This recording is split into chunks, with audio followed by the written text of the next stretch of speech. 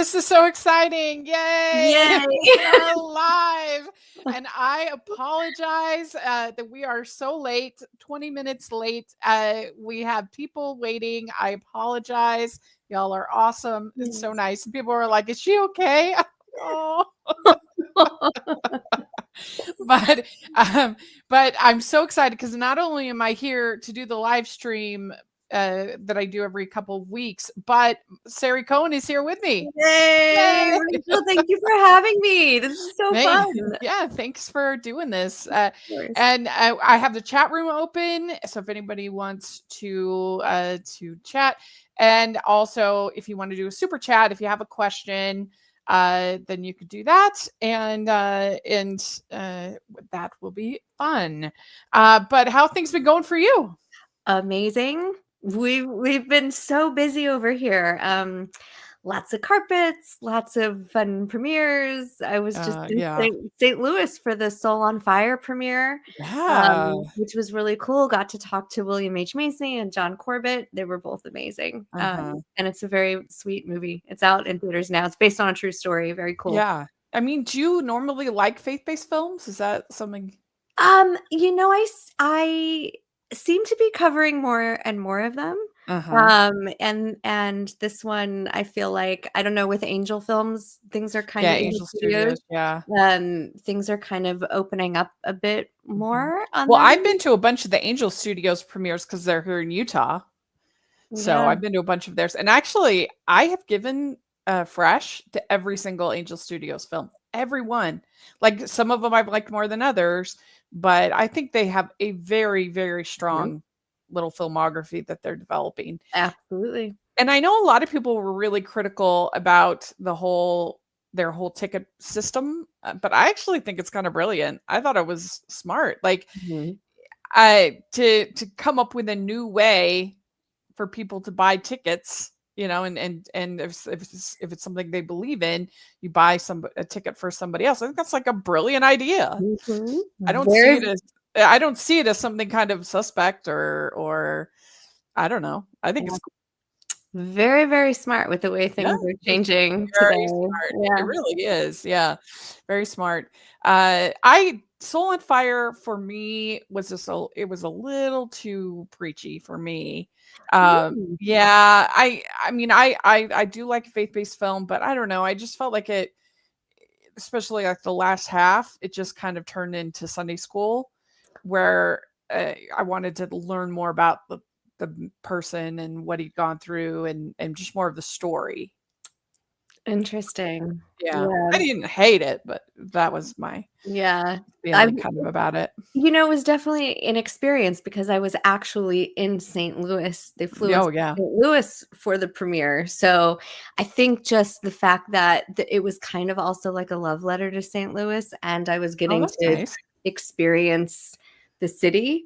That it made me a little bit more attached to the film. Sure. And I mean, it's not a horrible film. That was just my only sort of reticence about it was. I get it, but that's a cool experience, and it's cool that you were on their like radar and that they did that. Yeah, we cover the Movie Guide Awards every year, so I think that's kind of how things, and also that gets a lot of Hallmark. Movie Guide. Yeah, totally. Cool. Well, part of the reason why I was so late is because just as I was getting things ready to go, I got my press accreditation acceptance email from Sundance. And this is very exciting. Not only is it's the last year here in Utah, which is very sad, but they denied me 3 years in a row. So it's by no means some like sure thing, that I would get accepted press. And I was really hoping that they would tell me by the 22nd, because that's when the locals passes go on sale. And I love the locals pass. But last year they only had, it's only good for the screenings in Salt Lake. And last year, they only had 2 theaters in Salt Lake, so it became a lot less valuable. So if you didn't pretty much almost every movie just had one Salt Lake screening. And so if you didn't make that one screening, it was useless. And Yeah. so I was sort of struggling, and it's not cheap. The locals pass is $600. So, but it is like I always say, like it is the best way to fest. Like you just go right up to the line, you just show them your thing, you're in to any screening in Salt Lake. But they used to have 5 theaters in Salt Lake, so that's how much the value has changed. So it used to be an incredible value, and then now it's not. So anyway, I was like, I don't know what I'm going to do, and I don't have $600 right now, and so I've had to put it on credit, which I hate doing. So I was just like, I would really like to know, just so I know my options, because they sell out really fast. You have to buy the locals fast immediately. They sell out that day. Anyway, long and short of it, I am very happy that I got made press. That just makes life easier, and it saves me $600. Yay! Oh my gosh. And Woo! what a Yay! way to experience. Seriously, congratulations. Yeah, thank you. And that's huge for the last year, because I feel like Yeah. everybody is really making a push to attend. I've Yeah. never been to Sundance. The only time that I ever covered Sundance, ironically, was during 2020. Yeah. And it was shut down, and it was a Yeah. virtual. I went, oh, my first Sundance experience in my Well, pajamas. you So can still apply if you I want. It's I could. still open. I should really, yeah. I'm gonna be. I would, just thinking about it, I would be really sad Well, to have not experienced that in so Utah. so 1 year, I've gone every year since 2016. And 1 year I didn't get the locals pass because they sell out so fast because I was working when they went on sale. And so I ended up having to get the ticket package, which was 10 tickets. Which way worse, because you have to try to guess about a month on before the festival, what are the 10 movies you want to see. And like my pick sucked. Like it was terrible. Whereas like if I have the locals pass, I can find out about something that day and be like, okay, I'm gonna go see it. Go up to the front of the line, click, you're in. And so just for the quality of the movies, the quality of the experience, the ease of experience, all of that, I highly recommend anybody here in Utah get the locals pass. And if you're a student or under 25, I think it is, it's only $300. That is a bargain. Wow. Yeah. So, Nice. and yeah, you can go to as many movies as long as they're in Salt Lake as you want. And like, if I was under 25, oh my gosh, I would be all over that. I remember those I'm days. definitely not under 25. That's for sure.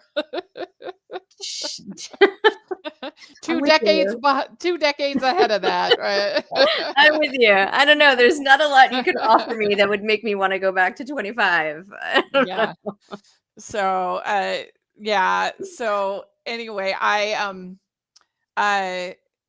I'm very happy that I got in, and so yay, that's happy news for the festival. Plus, the other good thing about being made press is that I have a tradition where I always interview the animators, and I feel like that's something, not even just the features, but the shorts animators. And I feel like that's something that I don't think anybody else is really doing. Like I feel like it's a unique contribution to make. And I love interviewing animator. I mean, I love interviewing anybody, but I really love interviewing the animators and just finding about their process. And usually those kinds of shorts are sort of quirky and weird and fun to talk about and things like that. Yeah. That's very cool. It's fun. That's very It's cool. fun. So, all right, we've got some comments here. Let's see here. I enjoyed Sight. It was powerful, well written, and acted. I was surprised that while it got good reception overall, some critics weren't fond of it. I really liked the line when Wong expressed he was having trouble getting over the pain in his past, and the love interest said, "Who says you have to get over it?" That hit me hard. Love that. That's true. That was something I realized a couple of years ago, not to get too deep, but like I used to, even though I've never had anybody that I've had like a horrible thing to forgive somebody of, but you have your little things in life. And I had this one in particular where I felt like I'd gone through the forgiveness process. I'd forgiven that person, and then something would happen and it would just like re the wound would be come back, and the whole idea of like forgive and forget was just not working for me. I Yeah. didn't know how to make it work. Again, I don't even have anything like people have abused and horrible stuff. I don't have anything like that. But I kind of realized that what it was about, it was not forgetting because that's humanly impossible. Obviously, you're going to remember. But to forget the pain and let go of the pain. And once I sort of realized and that it was a continuing process, that it's not like something it's finished. I'm done. No. So I don't have to start over if I feel it again. This is just okay. This is the next day. Let's keep going. And that really helped me a lot when uh, I interviewed a woman Sarah Montana, who had actual serious things to forgive. Her mother and brother were murdered, like horrible. And she talked about her wounds and how she came to the acceptance of her wounds. And Mhm. I thought that was so moving and beautiful, and it just made me think of it in a different way. It's like we don't have to forget, we just have to let go of the pain. Yeah. I Yeah. mean, it's any kind of pain or grief. Yeah. It's a process, and it isn't something that, if you experience it or even just to think about it, you never get over. Because every day is different. There are no limits to it. But when you hear something like that, I mean, that's the beauty of art, right? And the beauty of film. When you Mhm. can hear a line like that, who says you Yeah. have to get over it? And it just hits you so hard, and it resonates with something in your soul. I mean, that's Yeah. You know what's another great example of that is the movie Saving Mr. Banks, which I know a lot of people have issues with. I get it. But I when he's telling the story about his dad that his dad would whip him in the whole like story when he's telling it to her, and he says, "I'm tired of remembering it that way. I'm just tired. I'm tired of remembering it that way." And that hit me. yeah. That hit me. It doesn't go away, but I'm tired of remembering it that way. And sometimes that's a great thing about film is that it does hit you, you Yeah. know? Yeah. Sometimes those one-liners are more powerful. I will tell you, I was not a huge fan of Cloud Atlas. When Mhm. it came Yeah. out, it was like this 3-hour expedition. I sat through the Yeah. I was like, They went for it. They I tried. I was so excited to see that movie. I remember being like, I couldn't wait to get there. I couldn't wait. And the only thing I remember, and I can't even remember what they are now. That's how poignant they were. But at the time, there were like maybe 3 lines in that movie that was like, that was all you needed. There was like a line, somebody said something here, somebody said something here, somebody said something there. It was all revealed in the trailer. I could have skipped Yeah. the movie. They were like hugely poignant, powerful remarks to make that really made you think and contemplate life. But it to me, it was like that those one-liners were the standout of the whole thing. Yeah. Yeah. So Yeah. it matters. Writing matters. Yeah, absolutely. Yeah. It's really true. Yeah, I have been able to see a lot in this last it's been fun because we've had the fall movies from Hallmark, including 2 that were shot here in Utah. So that was fun. Halloween and Home Turf. And they were trying to pretend that Home Turf was set in Ohio. No, it was filmed here in Utah. Why wouldn't they Like, just say Utah? Why would no, they? because they were trying to make it like football and Ohio State and whatever, and that's like his dream, which is really funny. Also, there was a movie called Adventures in Love and Birding, which is a cute movie, but it was hilarious because like the birding community got all upset about like Those aren't the correct binoculars, and those aren't the correct that's the wrong sound of owl for that owl and stuff like that.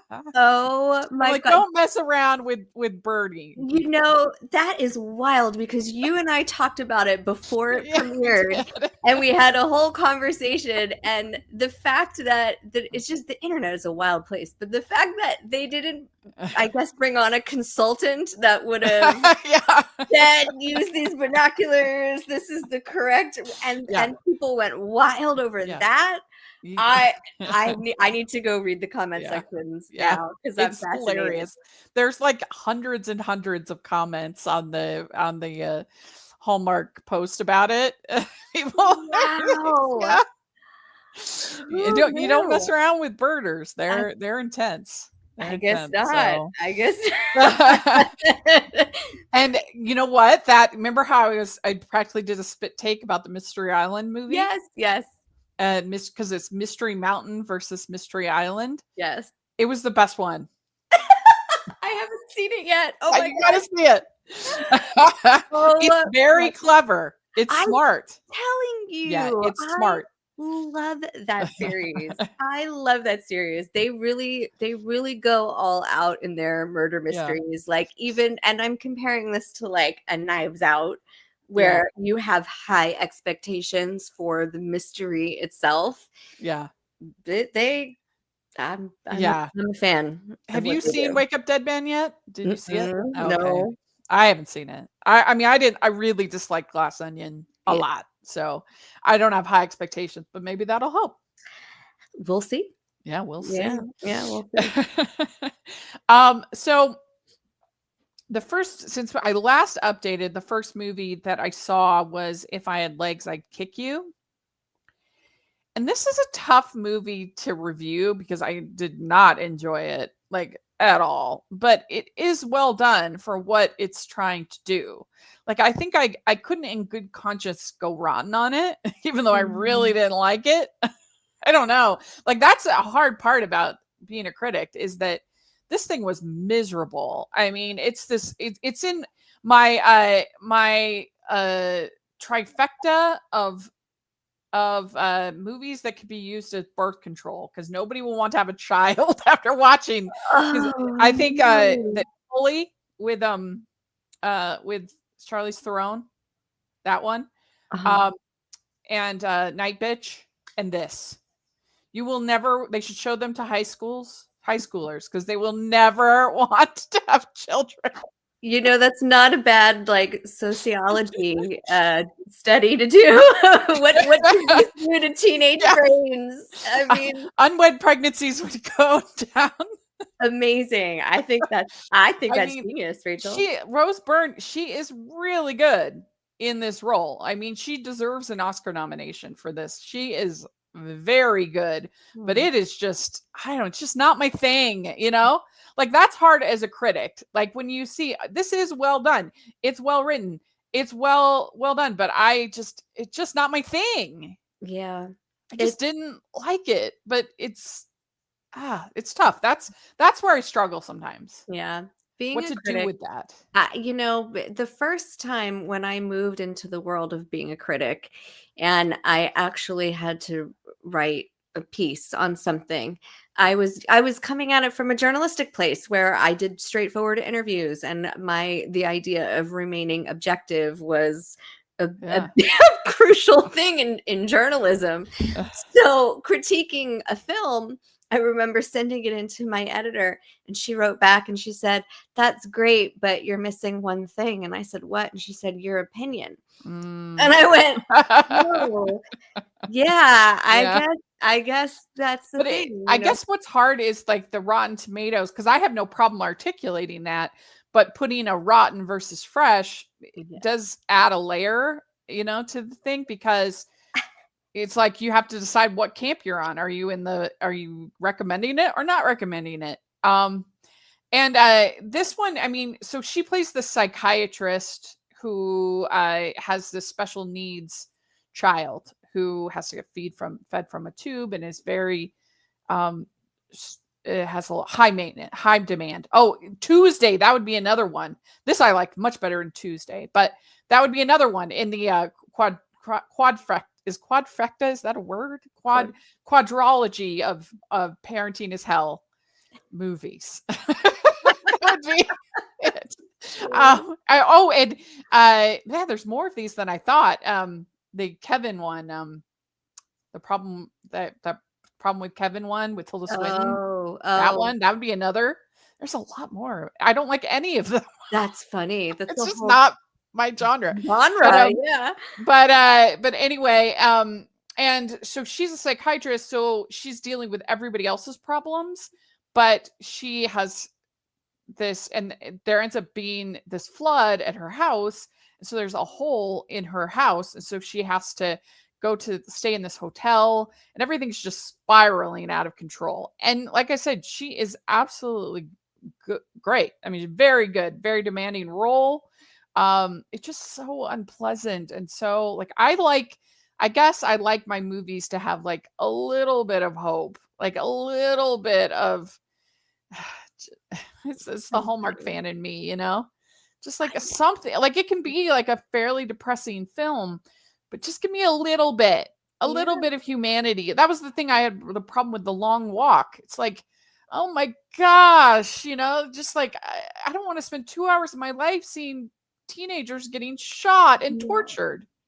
No, that's part of, I mean, God, we need that so much today, this escapism, It's you like a know? little bit. Just give me like a Something, little bit of something. hope. I Yeah, get it. I that's get how I it. It's feel. yeah, yeah.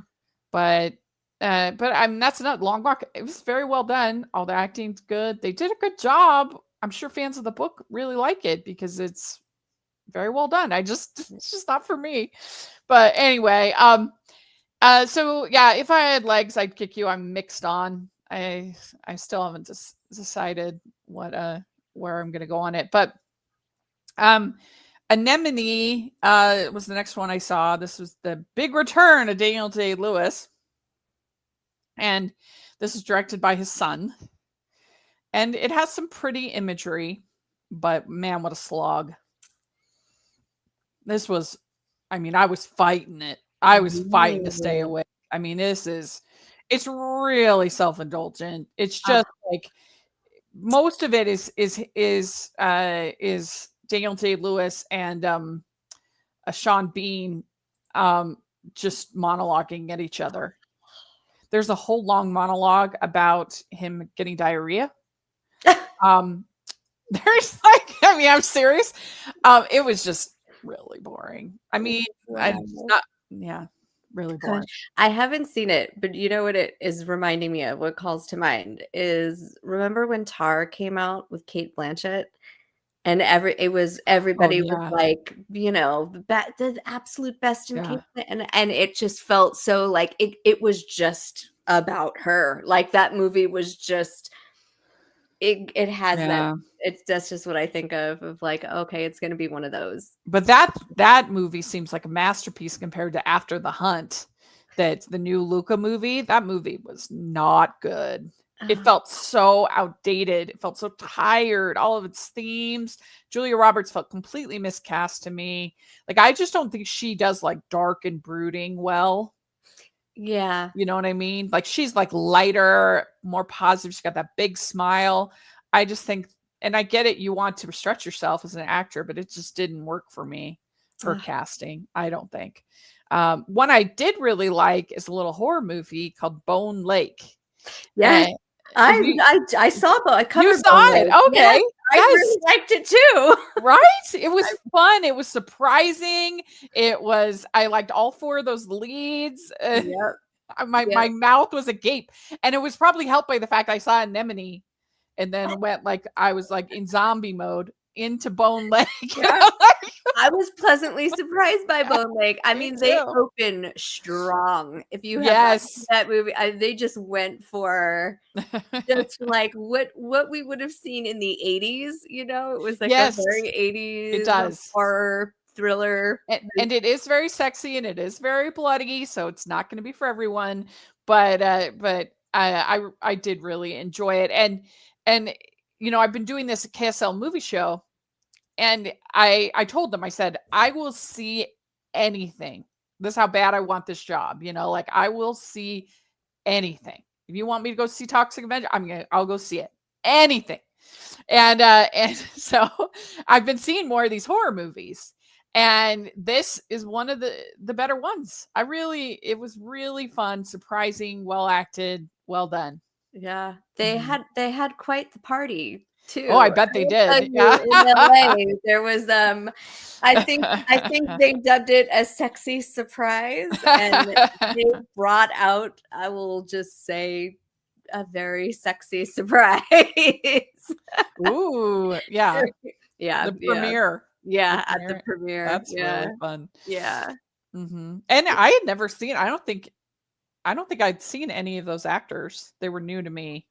Yeah, Yeah, I hadn't seen any of them. the director had worked with, 1 or 2 of them before, but yeah, no, they're Mm, relatively fresh faces, yeah. and they all really seem to just Yeah. get along really well and have a lot of fun with their roles, and yeah, Yeah. very Well, well cast. then I saw Satisfied. This is a documentary about Renee Elise Goldsberry, who played Angelica on Hamilton. Mhm. And it was really neat. It was a neat documentary because it's about following not only her journey with Hamilton, which of course I'm interested as a theater critic and lover of Hamilton. So that was neat there because she was involved from the workshopping, from the pre off Broadway run all the way into the Broadway run. So pretty early on, she was in there. And but what the main point of the documentary is about her desire and her dream to be a mother, and she has these 2 children while also trying to balance everything and do Hamilton and all of that. So I think a lot of women will be able to relate to it, even if you don't have children, just like balancing everything and trying to, you know, fulfill all the different parts of your life. And I feel like when we were, I mean, I don't know how, I think I might be a little older than you, but when we were growing up, it's just like it was just assumed that you were going to be like Clara Huxtable with 6 kids and being a Sure. lawyer, like that was Yeah, um, sure. and we weren't really, as women, we weren't really taught like that it's okay to want to be a mom, and it's okay to balance that out and make things work, and just that all different parts of you mattered, Yes. you know? Yeah. And most people I know, I mean, I'm sure it's a little bit different. You get to do something like Hamilton, which is so epic. Um, Most people I know don't get that much actual. I think it was a bit of a lie that people told you that like your career would be so fulfilling and so important. Most people I know like their jobs fine, but compared to their family and their other things, then it's just not, as meaningful into your life. And people Yeah. would act like growing up that it was going to be more important. Your career was more important. Yeah. I don't think that's often the case. Yeah. Well, your values change, I think, as Yeah. you get older, what is important or your definition of Yeah. success and, So yeah. I would recommend it. And then I saw Tron Ares. Did you get to see this yet? No, I haven't. Okay. I liked it. I mean, I'm not the biggest sci-fi person, so it's not. I think that if you went into it expecting some like really heady, like thoughtful side, like sci-fi fans expect a lot. Yes. They really do. Whereas like I feel like horror and romance fans, we're like here for the tropes. Like feed me the formula, feed me. We don't want that much that's like original, and we're sci-fi fans. They Oh, want, yeah. I'm a you know. huge sci-fi fan. I want my head to spin. I want to be left with my mouth on the floor of So like, so yeah. you might not like it because that's Okay. not me. I'm not a sci-fi person. I get bored with it very easily. This is not a movie that like stops to like ponder the deeper themes or has some great script. It doesn't. But it looks pretty. That has like enough action. It's under 2 hours. It clips along. It was fun Okay. enough. But Mm, I think that the people that I'm seeing that are disappointed are the big sci-fi people that okay. want, I was like, if you want that, absolutely great. But then watch like Blade Runner. Yeah. Watch, something else. Don't watch this. Yeah.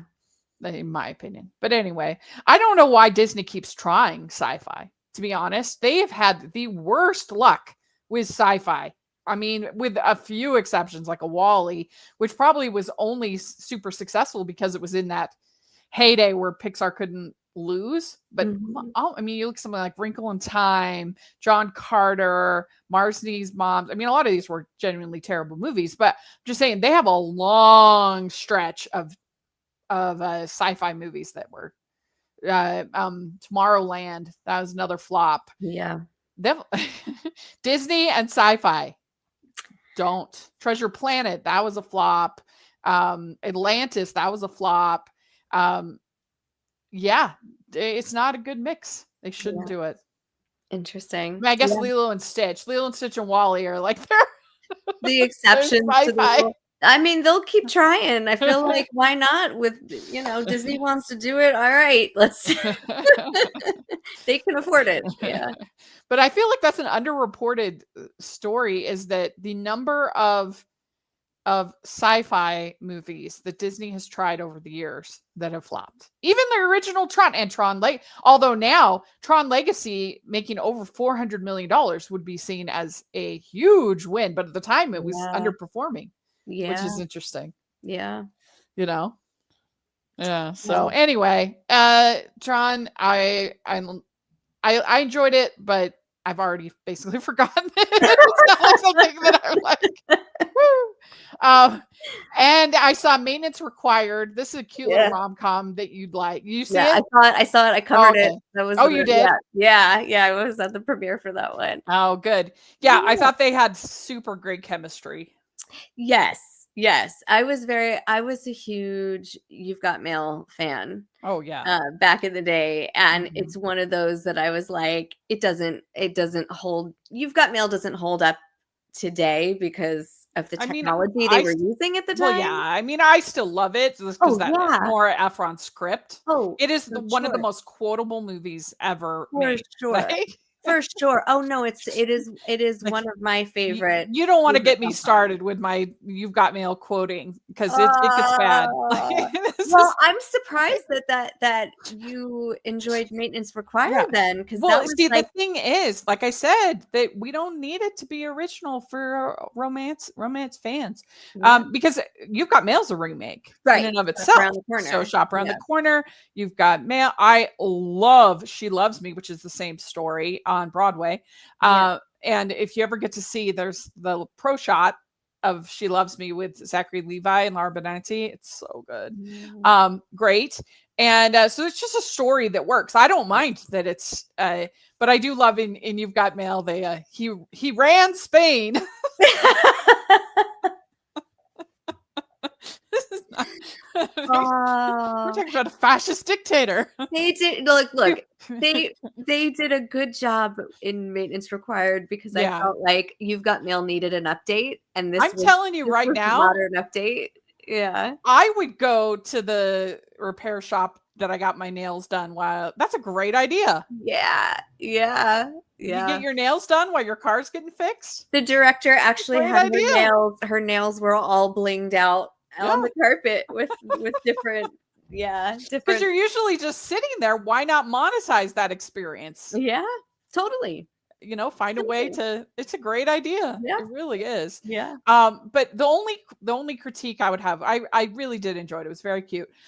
Is I do think it's like a hair too long. Like I think it should come in at the 84, 85 minutes. That's the normal length of Hallmark movies. And this thing is 100 minutes. So I just think it would, if it was just like a little tighter, it would be a little better, but I did enjoy it. Yeah. It was very cute. That's like one of my favorite stories. You've Got Mail's one of my faverites. So me too. Yeah. It's a very high standard for me though. So I was like, I don't know if but yeah. Thank you. I saw Ozzy No Escape from No Escape from Now. This documentary about Ozzy Osbourne, and it's actually really sweet and endearing. It's about his last year and his family kind of rallying together to give him and his fans to give him this final farewell concert. I mean, I couldn't tell you a song. I don't, aside from his personality, I don't know anything about his music, but I still like this documentary because it was just well done and sweet, and so I recommend that. I saw Roof Man. Did you get to cover Roof Man? I have not. I have not seen that yet. Yeah. I had mixed feelings about it. It's not awful. It's really trying hard to be like a Capra-esque, like the kind of thing Jimmy Stewart would have been in, right?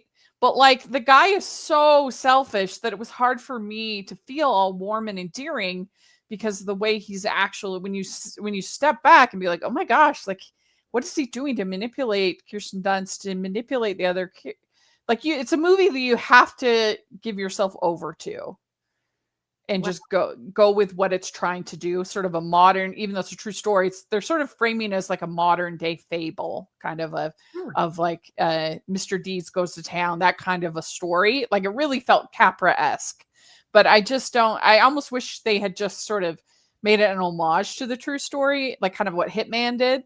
Yeah. Right? And then just like completely go off it because I think I would have enjoyed it more. But it's a nice cast. I can see why people enjoy it. Some people enjoy it. But yeah, I didn't go fresh on it. It didn't quite work for me. I saw a documentary called There Was Not. And this is a documentary about 4 women living in it's like Turkey, or it's Artsaka. Where is that? Armenia. Okay. Armenia. And they are persecuted and forced to leave their homes, and it sort of tells these 4 women and their story. And for something, obviously, I know nothing about this. I couldn't even pronounce the country. So I think it's worth seeing these 4 women and their stories. Worth learning about them, and I found it. Like a gripping little documentary. Wow. Mm-hmm. Yeah. Then I saw 100 Meters. This is an anime film.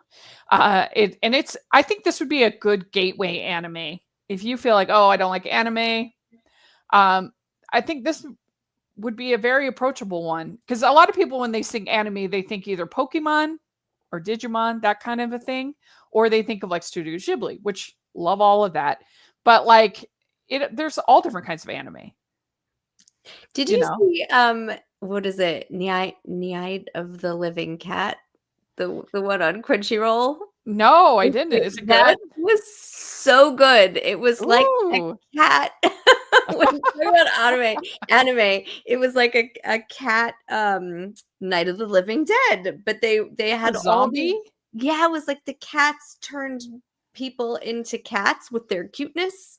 They were just like, they would come over and be all cute, and then you'd pet the cat, and all of a sudden it was like, no. But all the best cat puns you've ever heard, and they played it so straight, and it was rude. If you talk about like, that was check it out.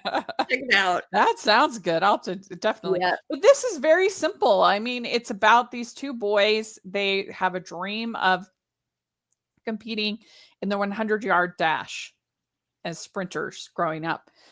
And it just follows them from when they were little to when they were adults. It's not, I mean, I just feel like if you like a sports movie, then you'll like this. It's very crowd pleasing and pleasant. It doesn't have any of those like more surreal or strange or fantasy or anything. It's just like, this is just like a regular movie.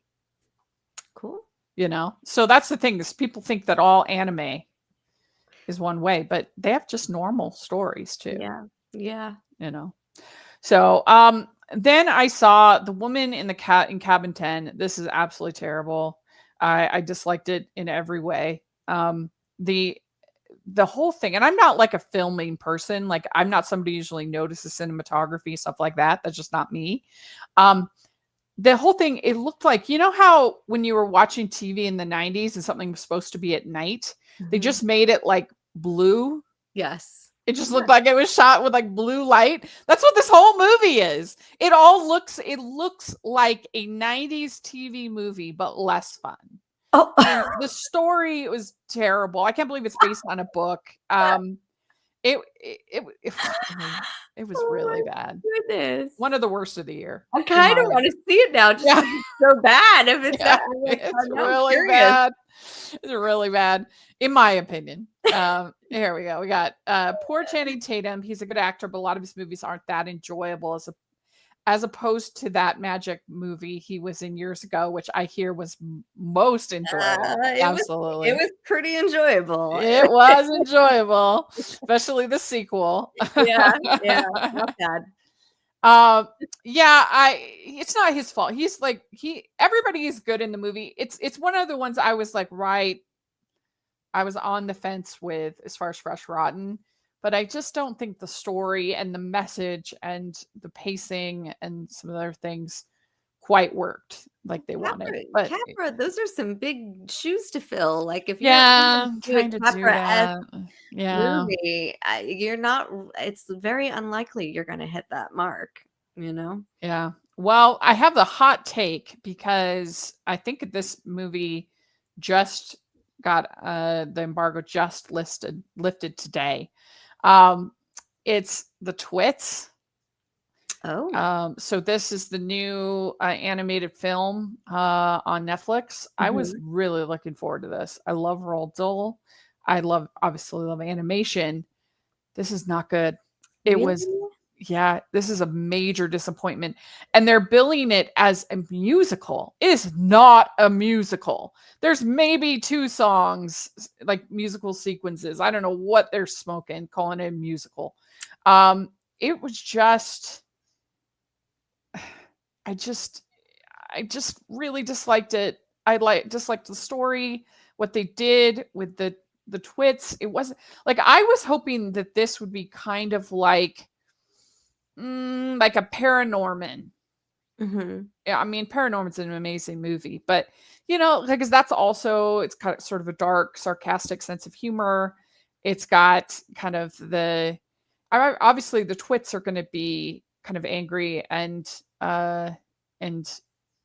rascals, or even Mary and Max. That's another movie where the characters are kind of grumpy. But I didn't like the script. I Mhm. didn't like the characters. I didn't like the animation is fine, but nothing that blew me out of my Well, I feel like Netflix, off the heels of K-pop Demon Hunters, it's probably why they dubbed it a musical, because the Yeah, you're right. people are Yeah, gonna that's hear that, true. and they're gonna be like, "Oh, another," probably trying to latch on to the success of that, because that Yeah. is such a look, my opinion, I Or think. even Pinocchio. Their Pinocchio, that had a bunch of Yeah, songs in it. That's a good point. Yeah. yeah. This is a real, I mean, this year in animation has been rough. Outside of K-pop, almost everything else has been disappointing. I think K-pop is going to beat out, Wicked 2 for best original song I think so at the too. Oscars. Yeah, I mean, it's a good year for original song. It's going to be very yeah, competitive because you have the songs from Sinners, you have the K-pop songs, and you have the songs from Wicked, yeah, to name a few. And that's gonna yeah, be an oddly, because last year was such a bad year for that category with those yeah, Amelia Perez songs.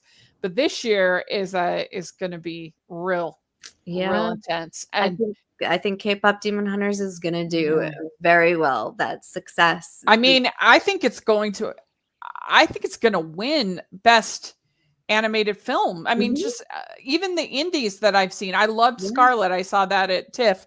It's great, but I don't think it's gonna beat K-pop. no, no, Um, I mean, what else? So I saw Arco at TIFF. That's beautiful, but it's not going to beat it. yeah. There's not much else. I mean, I liked The Bad Guys too, but that's not gonna beat No it. way. There's no way. That No. is a phenomenon. They did initial I press mean, for it when it came out, and we just did more press for it like a couple weeks ago. yeah, and they're What movie? re-releasing it over Halloween. Did you Yeah, know that? they did it. They released it in theaters just, after it came out on Netflix. They did a whole sing along in theaters, and now they're releasing it again. Yeah, they had, Yeah. a second round of junkets with the musical artists who are now, they're performing live, and it is. I've never seen anything take on a Yeah. life By of the its own like way, this can has. I, you are a unique person that will understand this complaint. I think it's so annoying what Netflix is doing with these junkets that they have where they're view only. So like I don't even understand the point. Like why am I at this junket, this digital junket? Maybe I might have a chance to ask them a question, but if I can't actually use it, I can't use any of the material. I can't even use an image. I can't use it's view only. It's so stupid. Like you've already gotten like I mean, I know they're trying to get I guess just some people just value like being on a Zoom call with Yeah. famous people. I don't care. That doesn't add anything to my life. I mean, Well, if it's just so annoying. Like, why? Like, I feel like if I could actually use the the footage, then it would be helpful. It's a Zoom version of what would be a round table or a press conference. It's the same thing where you could actually use that. you're sitting there and you're like, well, it's yeah, I mean I mean, you're I guess you have your taking, notes, but yeah. it's that's not really that helpful because there's such canned responses anyway, and so like Um, I mean, and I if you're not a print reporter, it doesn't really help you to like if I can't have a clip that I can actually use, Yeah. it Yeah, doesn't or it's just EPK, or then you have like a standard, Q&A yeah. junket that It's just that goes out to I just feel everyone, like but in the world of short form content and the world of like I don't understand why they do that. Like why not like if the whole point of having the junket is to promote their film, if they didn't make it view only, then they could get all of this content being made by other people to promote their film. yeah. Like if I had been able to promote a couple different junkets that I've been on that I actually did get to ask a question, like I could have put that all over the place. Anyway, I just think that's so annoying. Why do they do that? It's hard. I looked it it's like I said, it's the same thing I with the don't go to press them conference anymore. or I don't do them anymore yeah. because it's just a waste of time, in my Yeah. opinion. Yeah, it's hard, and it's different when it's on Zoom. Like they used to do that kind of stuff in person, and you also were just an observer. Um, and that at least had like a little bit where you could, and especially as a At writer, least you you get like a free lunch or tribe something. things. Yeah, or like, yeah, it definitely yeah, those are hard. Like the I Zoom think press they're so conferences, annoying. I'm just like, I can't do anything with And I guess just since I'm a marketing person, that I have an MBA, I have marketing, I've worked in marketing. Like it just feels like, oh my gosh, this could be like such a marketing tool for you and for this brand. If you didn't make it view only, if people could share, they could. I don't know. I'm sure there's all kinds of like they'd have to pay the talent more. I'm sure, but it's just a waste of time. It drives me crazy. Okay, so we have Sari, you like anime then. I love Miyazaki, and right yeah. now I'm watching Spy Family and reading the manga. Both are good. So Oh, yay. yes. I mean, I just feel like if somebody says I don't like anime, they haven't found the anime for them. Awesome. Yeah, And I you would know what I'm say, saying? Because I think Jeremiah, they check think it's check out that show, yeah, Jeremiah, because Spy Family. oh hi, you are gonna absolutely love it. Yeah. It's Mhm. I was really pleasantly surprised by that one. Night of the Living Cat. Yeah. And they did a whole the junket that they had us do was actually at a cat cafe in LA. So we were there playing with cats, and then it was really wild. Oh, We is were like, Spy Family, is that the cat one? no, no, no, Oh. in the Oh, ice oh, with oh, the yeah, yeah. living cat. So I was Well, just I mean, saying, yeah. I think at this point that Netflix has a new movie called In Their Dreams coming Mhm. out that I guess is supposed to be pretty beautiful, but like I've heard that it's not like that great, but that's still a potential as far as animated Oscar. And then there's a movie called My Marvelous Life by Sylvain Chimay, who's a famous animator. Um, but I've heard not that great. There's another movie called Little Amelie, which is supposed to be pretty sweet. I actually have a screener for it to watch. So those are potentials coming out, but I pretty much feel like it's either going to be Zootopia 2 or K-pop Demon Hunters. One of those is going to win. And so it's kind of just seeing if it's any good, Yeah. if Yeah. Zootopia 2 is any good, because the I last one was such a phenomenon. I still don't think it stands a chance. I really Yeah, I don't. don't think so either. Because Yeah. I mean, usually, aside from the Toy Story movies, usually the sequels aren't that embraced by the Academy. Finding Dory, Yeah. things like that. And so it's, I mean, Ralph Breaks the Internet did get nominated, but Frozen 2 did not. Yeah. So I mean, it would have to be very bad in this year to not get nominated. It would probably get But nominated, but but it's not gonna win. I mean, it could be an interesting year because Neja 2 is a huge global hit. Also, the Demon Slayer movie was Mhm. a big hit. Did way, I mean, they've all done really well. So I don't know why I was so surprised, but yeah, it could be a year where you end up having for the nominations, you end up having Arco, Demon Slayer, Neja, K-pop, and Zootopia 2. That could Mm, be the five. Yeah, interesting. which it would be That would very be interesting. interesting. Anyway, Yeah. it's the worst year of animation that I've ever covered. Yeah. Well, it's good. It's again, K-pop Demon Hunters is taking Yeah, all the it did. It glory. kind Like there's just of it is a phenomenon. yeah. I'm happy to see it. Like I I am think too. it's It's a beautiful. really fun movie. I really enjoyed Yeah. it. And So I yeah. would rather have one really amazing, groundbreaking film than like five films. Yeah, you're right. You Me too. know? Me So too. yeah, yeah. But yeah, the Twits is definitely not getting in there. That was a big disappointment. Mm. We have the trailer for the Twits was pretty bad. I'm with you, Rach. I love doll, love animation, but it looked like the humor was unfunny and it was just a bad adaptation overall. What a bummer. Yeah. Yeah, it's not good. I saw Black Phone 2, and I actually really enjoyed this. I enjoyed the first one. This is very different than the first one. The Mm. first one was more grounded. It was like in a small space. These, kids getting abducted, the grabber, all of that. In this, it leans into sort of the supernatural elements that were brought up in the first one, but not like, Ooh. yeah. Because there's like a little bit in the first one with like the mysterious phone, and so there's some in the the other victim boys calling through the phone and things like. So there are some supernatural elements in the first one. In this one, it really leans into that. And I know there'll be some like horror fans who'll say, "Oh, it's just a Freddy Krueger dupe, a copy," which is fair. But I still thought it was well done enough, and the two kids were very, very good. Um, and it just had good atmosphere, and yeah, it's not revolutionary or anything, but I was overall entertained by it. Ah, Yeah, I've heard similar opinions on it. yeah, I have a little bit of a hard time with horror. yeah, I love a good thriller.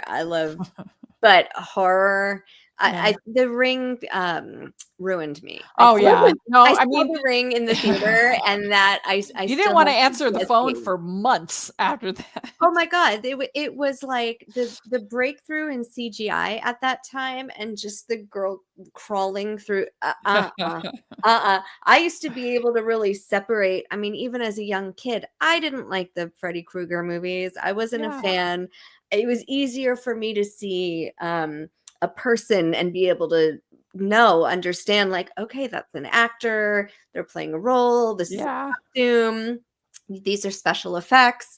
But there's something about CGI now and the way that horror Oh, has I can changed see in the that. past 20 years that just, so I'm a little hesitant, although there are some things like, It's not like a masterpiece. You don't need to go out of your way to see it. Like Bone Lake is like is way better than this, oh, um but this is, I'm not saying Bone Lake is a masterpiece, but yeah, this is not like a must see, like, oh, this is, a triumph of the genre. No, but it no. was entertaining enough. I mean, it's been fun for me since I started with KSL Movie Show. Like I said, I've been watching some of these movies that I wouldn't normally watch, and so I saw all the main Conjuring films, and I loved the first and second. Wow. Yep. Yeah, that finally did that because we were covering the fourth one, and I was like, well, I gotta see it. And you know what's interesting about those movies, the first and second especially, is that they're kind of love stories. Really? Yes, the Warrens and their marriage is actually quite swoony, and the two actors have really good chemistry, and especially the second one. I was surprised how romantic they actually were, which I I wouldn't have expected. Can I just say, I love that you find the hallmark in Yeah, I every know. movie. You're talking about The Conjuring, and you're like, "Is this really a great It's love true story?" though. I'm like, In "What?" the in the second one, there's this whole scene where they play Can't Help Falling in Love, and they're dancing together, and these two Oh, love each other. wow. Yeah, Okay. it's true. Yeah. But I'm intrigued now. I don't know, maybe I yeah. can watch it. I have realized, because I knew that I knew that I wanted to be in a space where if I got this kind of opportunity, I would be ready to go, you Mhm. know? So if somebody wanted to hire me to be their critic, I could review whatever they needed me to review. So I had been trying for the last couple of years, slowly and steadily adding to my horror catalog. Oh, Nothing crazy, but like I saw the original Halloween, I saw the original Nightmare on Elm Street, I saw Scream, I saw um yeah, a bunch of them. yeah. And I realized that I am tougher than I thought. I think that I said, "Oh, I don't like horror movies," almost just out of instinct more than actually having seen them and know what I like and don't like. You know what I'm Interesting. saying? Yeah, Like, yeah. well, I don't like horror movies, and it all I blame. You know what I blame is Return to Oz. Oh, That movie terrified me, and that's what did it? that's Really? what did it. I thought I didn't like horror movies because Return to Oz. It Wow. traumatized me as a Uh, child. that it happens. I mean, yeah, but I but understand. but still, like something like Nightmare on Elm Street, I actually don't think is that scary because, and I see what you're saying about the CG versus the real, because it Mhm. does feel quite real. But like something like Nightmare on Elm Street, I don't think it's that scary because I can detach it from my own lived experience so well. See Like that? it's dreams, it's fantasy, it's fake, it's not that scary to me. Oh, Where the scariest movie I think I've ever seen, and this is totally random, is a movie called The Gift oh from with yeah, Joel Edgerton yeah, and Jason Bateman. And what's like that feels like, oh my gosh, this could actually happen to me. yeah. Like I was upset after I was terrified after I saw it, that because it's about this person from their past in high school that starts stalking them, Mhm. and what happens to her. It was terrifying. And Yeah. that to me is scarier than Freddy Krueger because it feels like this could actually happen to me. Yes, there's definitely a difference with stuff like that. There's something like, as a kid, I couldn't do those. Weirdly enough, I would challenge myself to watch things like The Shining and The Exorcist and Rosemary's Baby, and I was like, "Oh, I'm fine with that. Yeah. I can handle that." But you throw on a Friday the 13th or a Halloween or a Nightmare on Elm Street, and I'm having nightmares.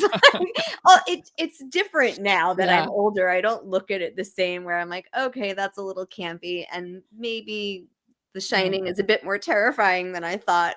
So Yeah. yeah, I think as your tolerance changes or your views on the world change, your idea of what horror actually is Yeah. changes too. But the best horror movie I think of the last 5 years, I think is The Menu. I think that Oh, did yeah. you get to cover that junket? I didn't, but I I was bet that was reviewing it. Yeah. well, I mean, I bet it was delicious.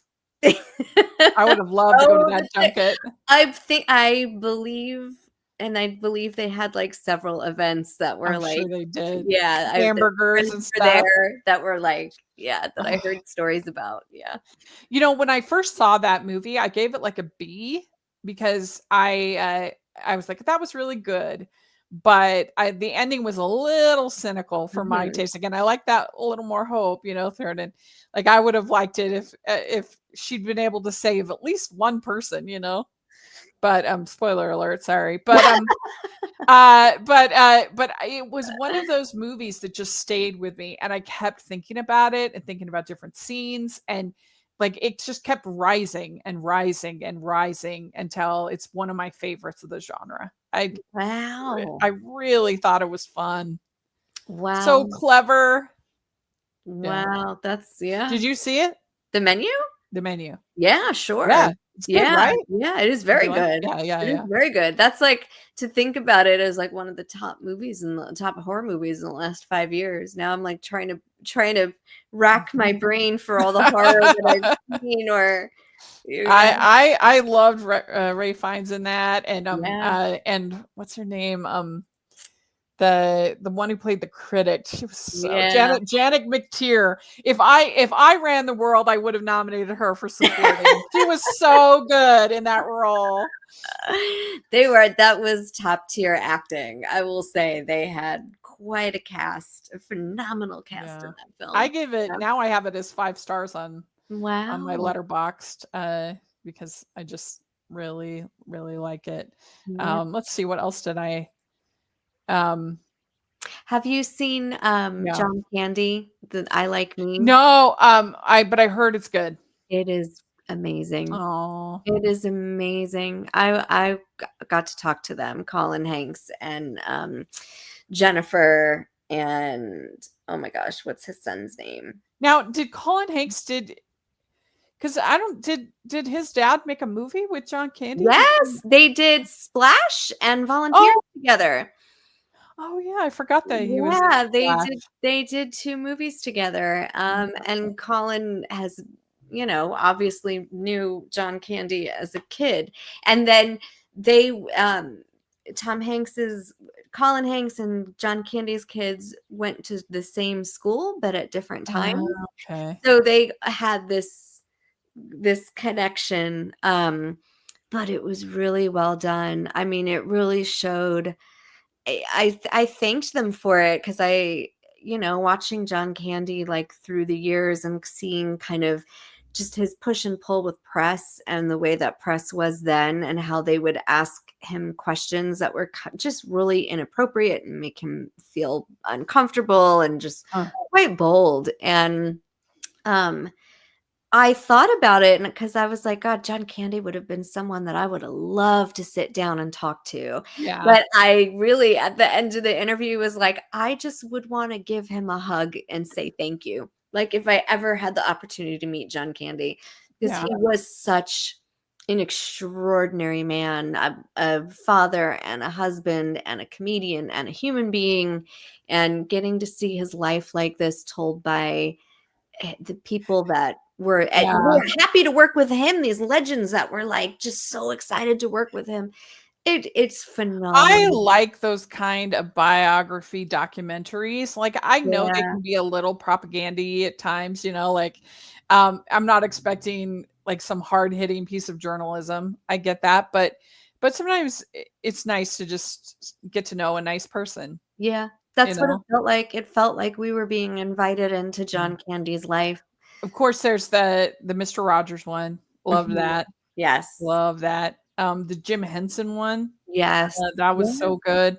And I this is a random one, but at Sundance last year, there was one about Luther Vandross, Oh, and I found it so moving. Somebody I don't because I don't really follow music that much. I knew yeah. nothing about him at all. A couple songs here and there, but what was really moving to me was that he was talking about how was famous for doing all these love songs, but how Mhm. he never actually fallen in love. And as Mhm. somebody who covers romantic movies for my job, I've never Mhm. fallen in love. So like I had this I could relate to him so well to what he was saying. And I was not expecting when I went into the Luther Vandross doc to connect on such a human level. Wow. I didn't know that about him. I didn't know that about him, and that really makes it even more, I don't know, because his music, he has some of the greatest love songs ever, Yeah. ever. So to hear that, that's pretty amazing. Well, and they had like a tiny bit about some people think, oh, was he closeted? But it's not like he had relationships with Yeah. men. He just and and basically they say like that's up to him to share if he wanted to share it. Of course, Yeah. that's true. Hey, But I get it when it comes to love. yeah, I've had my share of yeah. my share And of then it. I meet people that have like been married 4 or 5 times. I'm just like, how? How is that Yeah. possible? Like I can't find one person who wants to marry me, and you're able to find 4 or 5. I Like what? Well, love is different to different people. Look, my parents have been married 53 years. They celebrated 53 years yesterday. And Wow. me, My parents are it close to that. Yeah. yeah, it took me 45 years to get into a relationship, and then we Yeah. know how that ended. So, I don't know that I would do it again, or maybe I shouldn't say that. I shouldn't say that. There's hope out there, Oh, yeah, I'll yeah, say. exactly. Well, so the next 3 movies are all movies I'm gonna be reviewing on the movie show tomorrow. But, the one I really wanna talk about is Truth and Treason. This is another Angel Studios. This is excellent movie. Highly recommend. It's about this teenager. It's true, like I said, true story. This teenager, Helmut Heinrich, I think his name is. That he starts writing about what's going on in Nazi Germany, World War II, and he because his Jewish friend is taken away, and he's upset about it, obviously, and he basically launches this sort of resistance campaign with his friends to the Nazis, and it's pretty I mean I think it's extremely well done and very compelling. But it I thought that they were brave in the way that they showed religion to be not necessarily like that helpful in what he's doing or his like it was a pretty nuanced view of religion and it was about my religion. So for me to say that he's a Mormon boy, and his bishop, which is the leader of our church, individual congregations are called a bishop.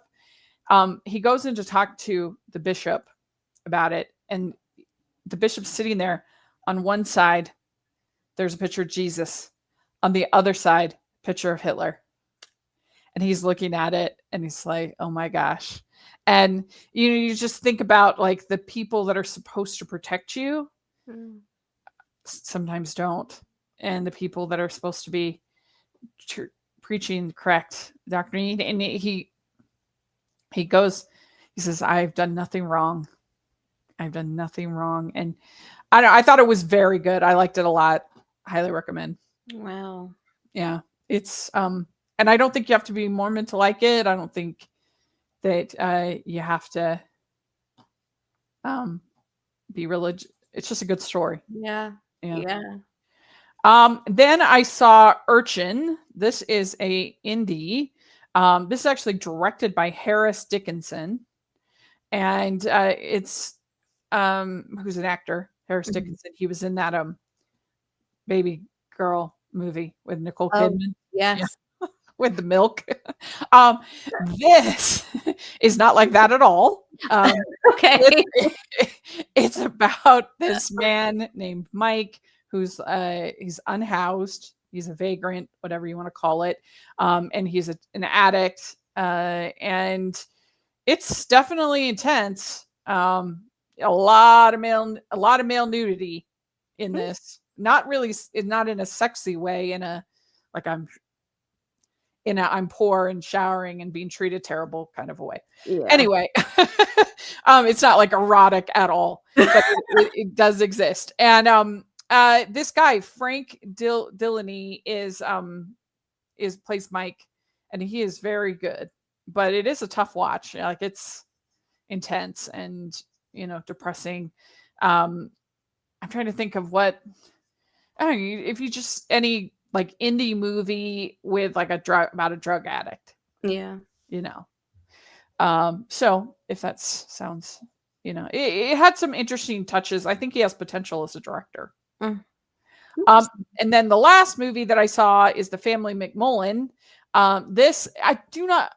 It's so frustrating because this is a sequel to The Brothers McMullen Mhm. from the '90s, and it was a Fathom event for one day. But I Um, guess at least I got to see it. But that's just kind of sad. That's the state of the romantic comedy right now. That yeah, that's such a bummer because the Brothers McMullen was like as an indie lover and like yeah, filmmaker of it that time, was. that's like yeah, that's a great indie win. So yeah, Yeah. to hear The that. state Oh, of the romantic comedy is Bridget Jones, the fourth movie, even in a proven track record on Valentine's Day weekend, goes straight to streaming. And the Family McMullen sequel to a beloved indie rom com, one day Fathom event wow. release. It's bad. It's a bad situation that we're in. But and then the people we meet on vacation, that thing should be an easy hit. It's based on a very popular novel, has attractive young stars. That's the kind of movie that in the 90s with that would have made 180 200 million dollars Wow. for sure. I mean, Wow. it and now it's just going straight to Amazon Prime. It's very depressing. But anyway, the Family Mullen was really cute. It's fun. I might even enjoy it more than the original. The original, like some of the parts are outdated because of Yeah. the behavior of these men. Yeah. And these men like go out of their way to be like very respectful of consent and people's space and It was a sign of the you times. I you can mean, see growth on the part of Edward Burns. yes, good. We like growth. Not in an annoying way. It felt authentic to me. And it was really cute. Nice family story. So I recommend it. I definitely recommend it. But real quick, I will just tell about the theater that I have seen since the last update. So I saw Some Like It Hot. This is the national tour of Some Like It Hot. And I was really surprised how much I liked it because I'm not that big a fan of the movie. Like it's just one of those classics that doesn't speak to me, and I just don't think it's that funny. So I didn't know what to expect, but I really enjoyed it. It felt like a Cole Porter musical, like Anything Wow. Goes, or that kind of thing. Wow. Um, so I liked it a lot more than I thought I would. So that was good. Then I saw uh, let's see here. I saw Ghost, the musical at Heritage. If you ever come out here, I'll take you to Heritage. It's the cutest theater. It's in a restored church Oh, in the middle of nowhere. And I really admired them for this Ghost because it was stretching them a lot. Like the modern music, the way of the staging, the adult themes. It's not the best show in the world. They did what they could.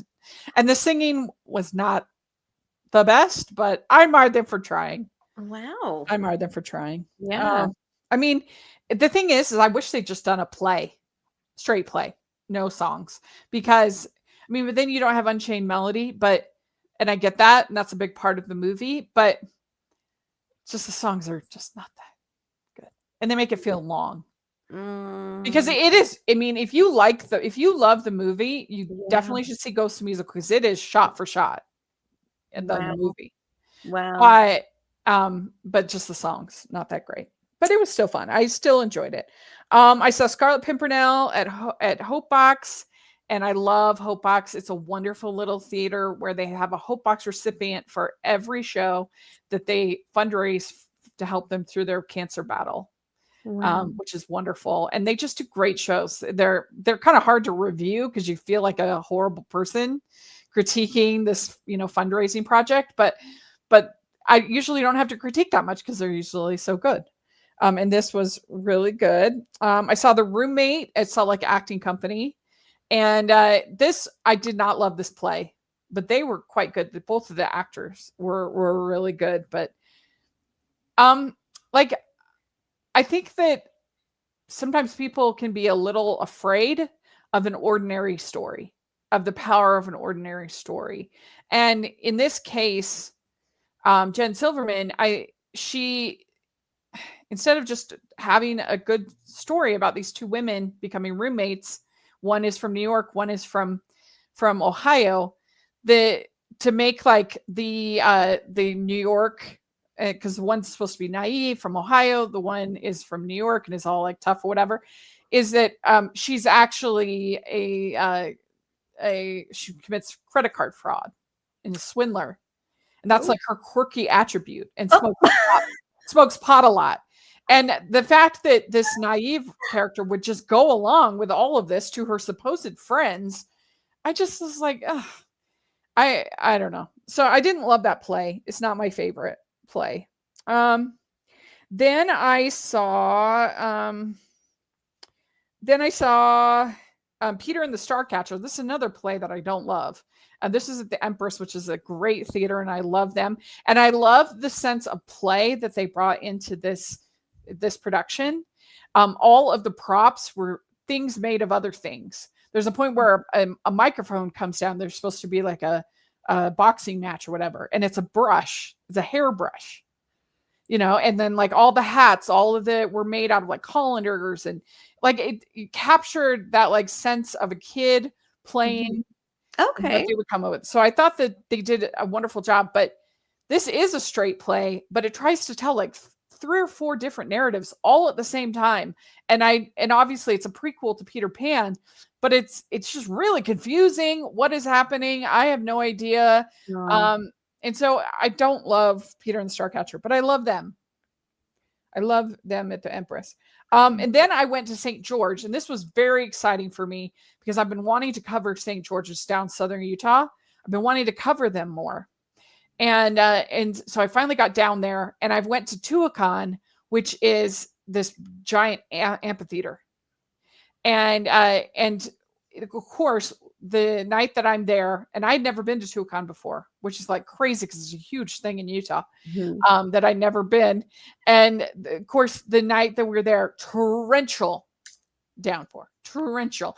And I was really Wow. surprised that they went ahead, not because of the rain, but because of the lightning. There was a lot of lightning, and they probably shouldn't have. It was probably a bit irresponsible, but I get it. Those decisions are hard. But there was a lot of lightning. Like, Oh. and so they ended up, we only saw the first half of The Little Mermaid, first act, and then they canceled it Oh midway my through. goodness. But it was really cool. They had like cool water effects, even with the rain. They had a really immersive, the characters were kind of flying at certain points, because of and they had just the sets. And I don't love that Little Mermaid. I think it's a pretty bad adaptation of that movie, but I thought it was Wow. impressive spectacle. And then I saw, it was so funny because so I go down there to St. George, and I have three musicals that I'm reviewing at two different companies, all three songs written by Alan Menken. Oh. It was an Alan Menken love fest. Because I saw Little Mermaid, and then next at St. George Musical Theater, I saw Little Shop of Horrors. And I had just seen Little Shop of Horrors at Centerpoint, which is a theater I love. And so I was like, I just saw a version. Am I going to like this version? And it was absolutely outstanding. It was really good. All of the singing was excellent. The acting, I mean, and Little Shop of Horrors like belongs in a small space. It was written for a small space. It's only ever been off Broadway, even the run right now, which is so good. If you ever get to New York, the off Broadway, so good. And so it's almost like it fits in that space so well. This is a little theater in the round. They made their own Audrey too. Unbelievable. And I was on the ground, and I was literally next to Audrey too. My chair was right there. So I was like, it was so cool. It was awesome. That's cool. They did an absolutely excellent job. And I'd seen one other thing from them, which was like a perfectly acceptable piece of community theater. Like it wasn't bad, but this was way better than that. So wow. Yeah. Then I saw Newsies at Tuacahn, and luckily it was just wind, so there was no more lightning. So we and rain. And this was fun. But I think it was kind of just your basic Newsies. They had a three-story scaffolding platform, and then they had projections behind the platform, but you couldn't really see the projections very well because the platforms were right in front. And they never moved them. It wasn't like they had sets coming in and out, in and out. And they didn't do a lot of like iconic Newsies things, like in Seize the Day, when they have the usually the tap dance with the newspaper. They didn't do that. And they didn't, just some of the stuff that people come to expect with Newsies. Yeah. But it was perfectly enjoyable. And I do think that the Catherine and the Jack actually had pretty good chemistry, because that's sort of that Catherine is kind of a throwaway role, not a great role. But I thought they had pretty good chemistry. So I enjoyed it. And then I saw Bright Star, this is at Sandy Arts Guild, and I love Bright Star so much. I've seen it, I think, more than almost any other musical. I love it. It's written by Steve Martin, if you can believe it. Really? Steve Martin and Edie Brickell. Yeah, they wrote it. Wow. And it's such a beautiful story. It's such a moving story. This was entertaining. I just love this show so much. But it was kind of surprising that they kept it fairly minimal, the sets. And they used a lot of projections, which I wasn't expecting from this company. When he's on the train, it's just a platform with the projection. That was surprising. The bookstore was just a projection and one platform. That's it. No books. Which was an interesting choice. Yeah.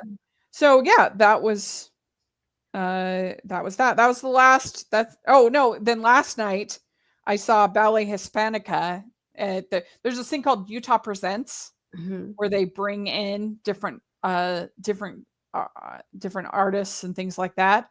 And I told him, I said, I know nothing about ballet. Like, I cannot write a review. I can't critique it. I have no, unless somebody literally is like dropped, I have no idea, like it all looks good to me. I couldn't do anything.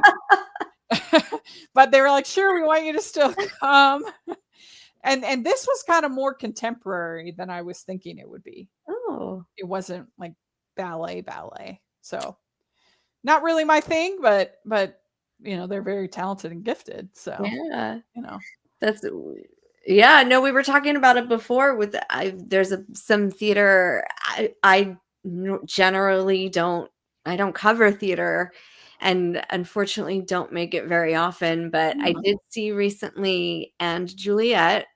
Okay, that was playing at Segerstrom in Orange County, and that was phenomenal. That was a big hit here in Utah. People loved it. I liked it, but I do feel like it's a very fun show. Yeah. And I think it's overall entertaining, but I feel like they kind of missed some of the like heft of Romeo and Juliet.